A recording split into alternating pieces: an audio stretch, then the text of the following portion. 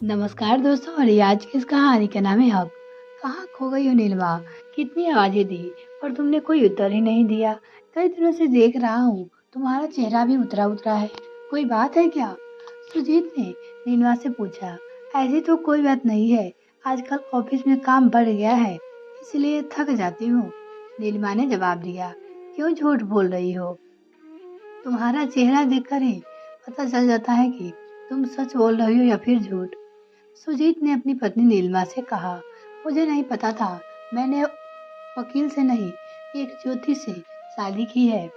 नीलिमा ने बनावटी हंसी से कहा। यह हुई ना बात। चलो, मेरी बातों में हंसी तो छूटी। इसी मोहक हंसी के कारण मैंने तुम्हें अपना बनाने का ठान लिया था। मेरे लिए तो यह हंसी एक टॉनिक के समान है, जिससे पूरा दिन कार्य करने की फुर्ती बनी रहती है।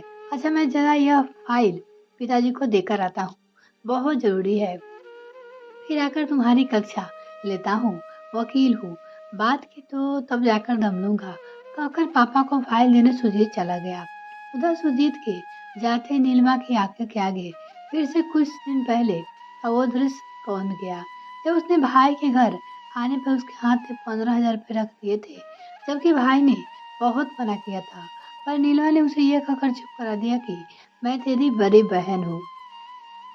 यह देख भाई के जाते ही सासू माँ अकेले में उस पे बरस पड़ी। हमसे बिना पूछे किस हक से तुमने अपने भाई को इतने सारे रुपए दे दिए हैं?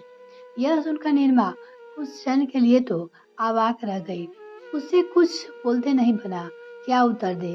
निर्मा को चुप देख सासू माँ सुधा से कहा। अब चुप क्यों हो? जवाब दो, तुमने अपने भाई को किस हक से इतने सारे रुपए दिए, और क्यों उल्टी गंगा बहा रही हो? बड़ी बहन के हक से।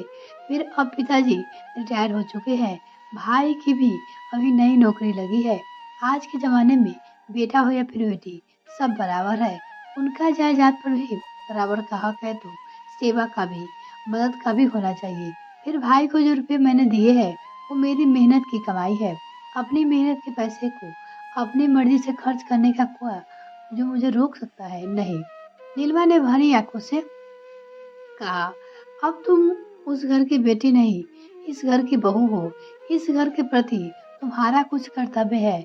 कोई भी काम तुम अपनी मर्जी से बिना किसी से पूछे नहीं कर सकती। माफ कीजिएगा माँ जी, भले मेरी शादी हो गई है, पर मैं मायके के प्रति अपनी जिम्मेदारियों को नहीं भूल सकती। जैसे मैंने आप सबके प्रति सब जिम्मेदारी अच्छी तरह से निभाती हूँ, वैसे ही मायके के प्रति भी निभाना चाहती हूँ। आखिर आप भी एक स्त्री है, किसी की बेटी है। मेरी भावना समझिए। माता पिता ने मेरे लिए बहुत त्याग किया है, मुझे मत रोकिए। नीलिमा बोली। बहू, मुझसे बहस ना कर, जो कहा है वो कर।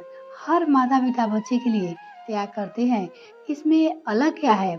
अब जा, रसोई में होली काकी को डिनर में क्या बनेगा बता दे, और चाय और कुछ नाश्ता भी बनाने को कह देना।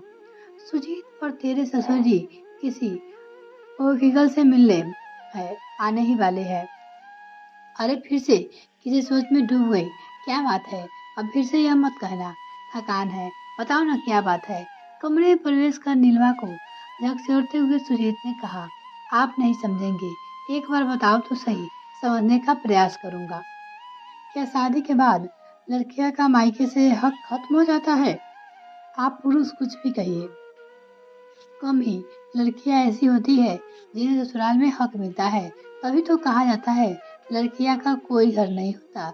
विदाई होते जायदाद लेने का हक तो मिल जाता है, पर जिम्मेदारी का नहीं। आप तो वकील हो, क्या मैं गलत कह रही हूँ?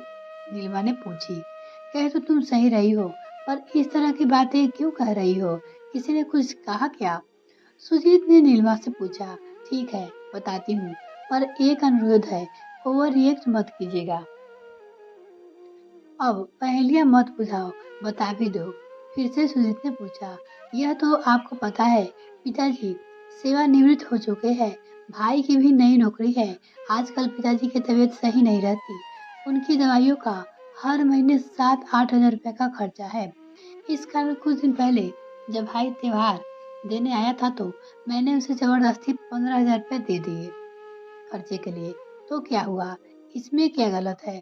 फिर तुमने तो शादी से पहले ही मुझे बता दिया था कि मैं दोनों घर की जिम्मेदारी निभाना चाहती हूँ।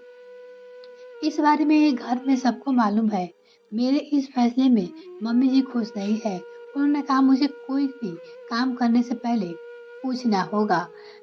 मुझे विश्वास ही नहीं हो रहा है कि यह मम्मी ने कहा है। क्या सच में मम्मी ने ऐसा कहा है? मैंने कहा था ना, आप नहीं समझेंगे। जाने दीजिए, रात गई बात गई। फिर से बोली, नहीं, सच तो मैं जानकर रहूंगा। रात को डिनर के समय मैं इस बारे में मम्मी से बात करूंगा। सुजीत ने बोला, पर पर और कुछ नहीं। आखिर मुझे भी साथ जानने का पूरा अधिकार है। तुम चिंता मत करो, मैं सब संभालूंगा। रात को, मम्मी जी, मैं यह क्या सुन रही हूँ? आपने नीलवा से कहा शादी के बाद उसे हर काम पूछकर करना होगा। साथ ही मायके के लिए भी जो भी करना है वो चाहती है वह भी पूछना होगा। तो क्या गलत कहा है? सारी कमाई क्या मायके वालों पे ही उड़ा देगी? और बहू कोई बड़ी बात तो नहीं थी जो बेटे के कान भर रही है। उसकी सास बोली, मम्मी, आप ये कैसी बातें कर रही हो? नीलमा ने तो मुझे कुछ ही बताना नहीं चाहती थी। वो तो इसकी उदासी देखकर मैंने जोर दिया तो इसने बताया। फिर इसके पैसे है, जैसे चाहे खर्च करे। इस बारे में तो उसे शादी से पहले ही कह दिया था।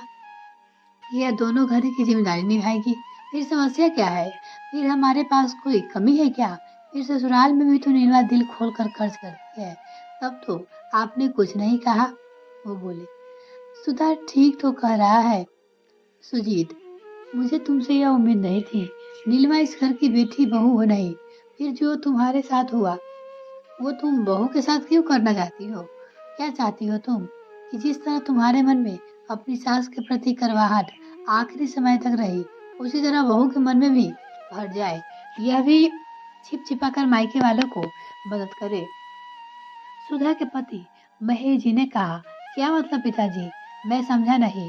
सुजीत ने हैरानी से पूछा, सुजीत, तुम्हारी दादी तुम्हारी मम्मी के साथ यही व्यवहार करती थी जो इसने नीलमा के साथ किया है। यद्यपि मैंने इससे मायके वाले के लिए कुछ भी करने से नहीं रोका। हर त्योहार पर इसमें अपनी मर्जी से उनको दिया। मैंने कभी भी तुम्हारी मम्मी को नहीं रोका मायके में देने के लिए। सुधा को चुप देख महेश ने आगे कहा, इतिहास को मत दोहराओ सुधा।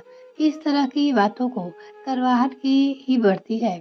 उसके पति ने कहा, शायद आप सही कह रहे हैं। मुझसे गलती हो गई। जो मेरे साथ हुआ वही मैं बहू के साथ करना चाहती थी। बहू, मुझे माफ कर दो। आगे से ऐसी गलती नहीं होगी। मम्मी जी, आप बड़ी है। बड़े छोटे से माफी मांगते अच्छे नहीं लगते। आप समझ गई, मेरे लिए इतना ही काफी है। अब मैं सबके लिए एक अच्छी सी कॉफी बनाकर लाती हूँ। नीलिमा ने कहा, ये कहानी आपको कैसी लगी कमेंट सेक्शन में जरूर लिखिएगा। अगर आपने अभी तक चैनल सब्सक्राइब नहीं किया तो प्लीज सब्सक्राइब कीजिए।